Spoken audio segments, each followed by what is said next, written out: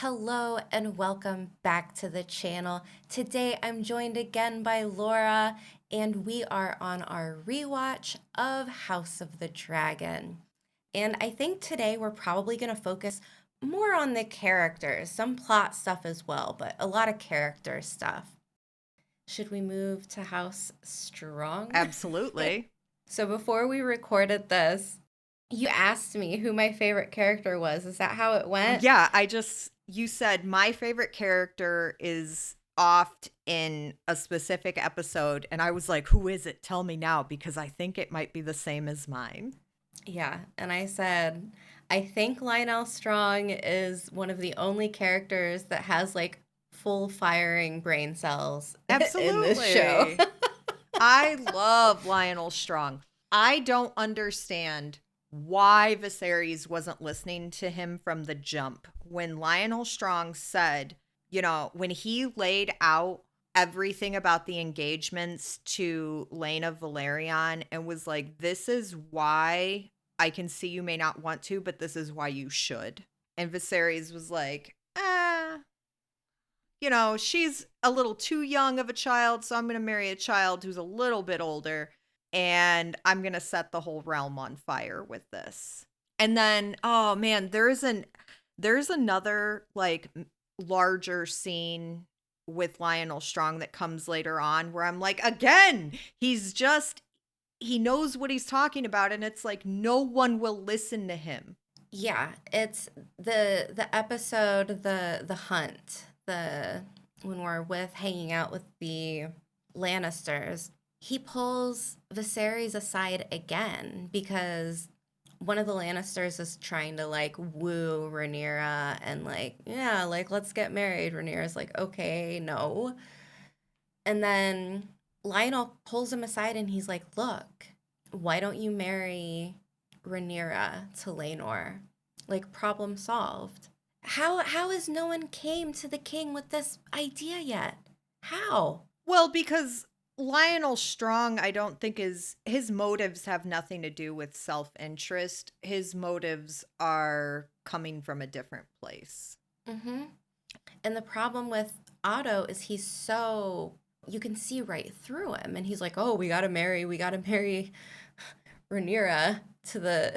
to Aegon. Like, that's what we gotta do. And it's like, okay.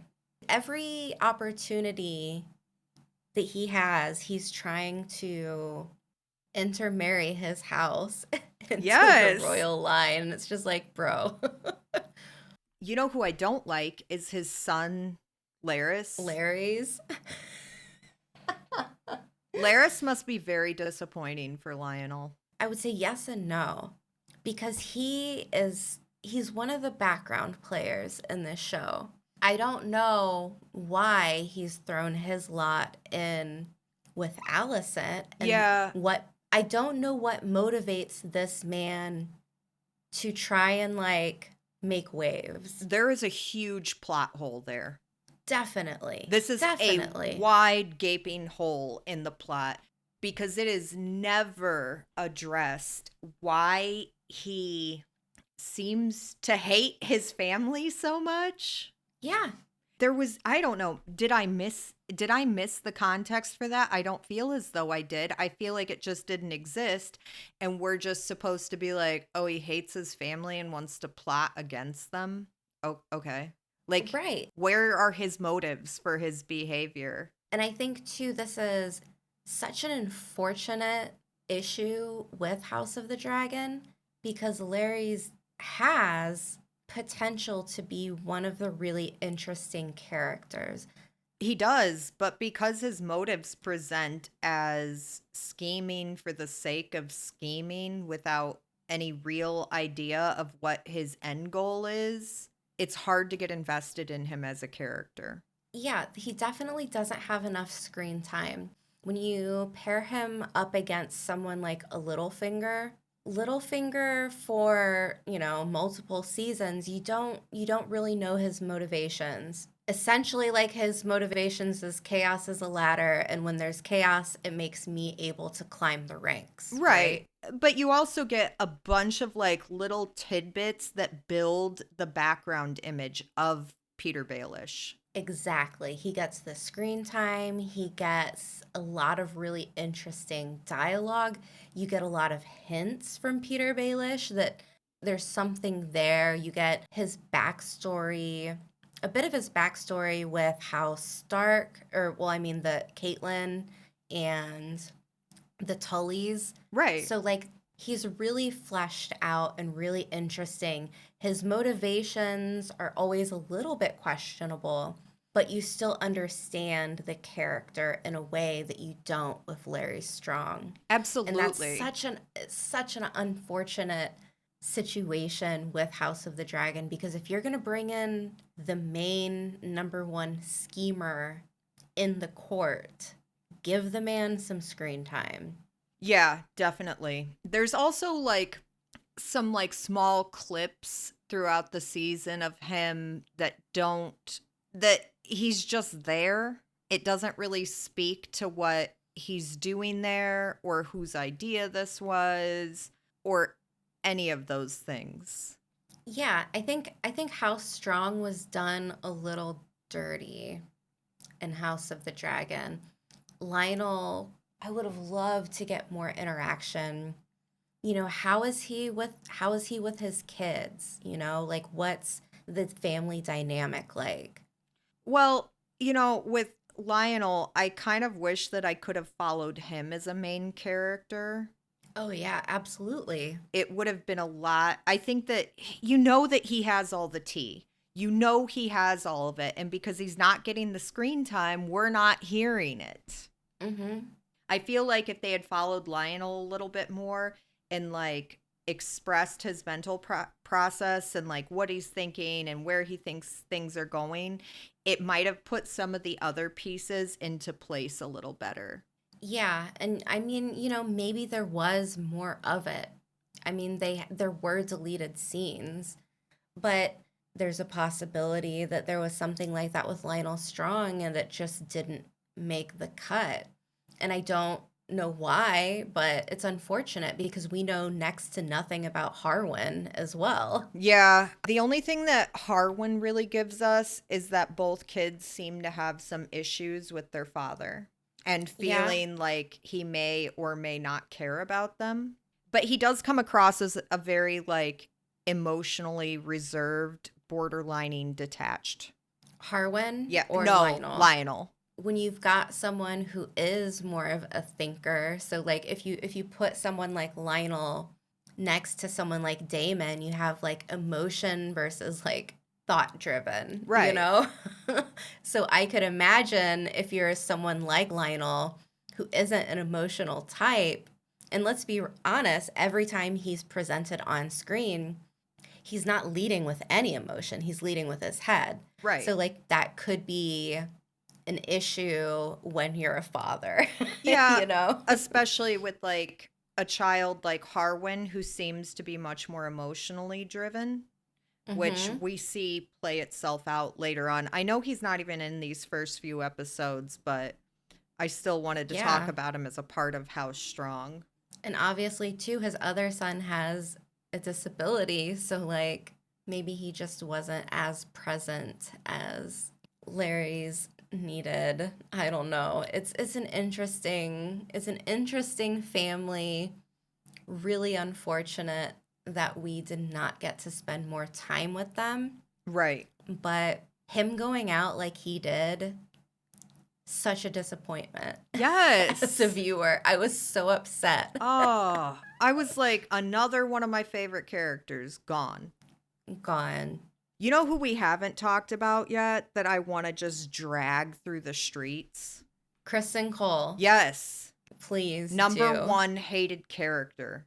Yeah, he's awful. He is more insufferable than Allison in the most mind-boggling way. And I don't even I I don't don't even understand understand it. him. Yeah, No. I don't understand because again, we don't have any contextual backstory. How did he become a religious zealot? Was he always a religious zealot? Or did that happen when he had a crisis of conscience? I'm still not sure. And also he's Dornish. Like the Dornish are like very like lax on it doesn't seem like they're super tight-laced people, like thinking about Game of Thrones. Someone like the Martells, like Oberyn's like, I like girls, I like boys, I like the pleasures in life. I like You know, knives and like spears and poison. I love him. He was one of my Oberyn favorite. was Oberyn Martell is an incredible character. he's great. He's a 10 He's in a every Smaug. sense. Yeah. He wins the Smaug Award. But Christian Cole's Dornish, like why is he so peeved by Rhaenyra being like, bro, I'm not gonna like go sail away with you and like trade oranges. Like, get out of here. Yeah, he seemed to go through some sort of strange internal crisis in that moment, but I really don't think that I just don't know. I think there's some major like plot holes again with his character, and I'm also kind of like interested in why he can act however he wants and nobody ever seems to do anything about it. Why does no one hold Christian Cole accountable? That's another thing. Like, so you know in episode 5 where he bludgeons Laenor's partner to death in the middle of the opening ceremonies of wedding week? Like, nothing happened.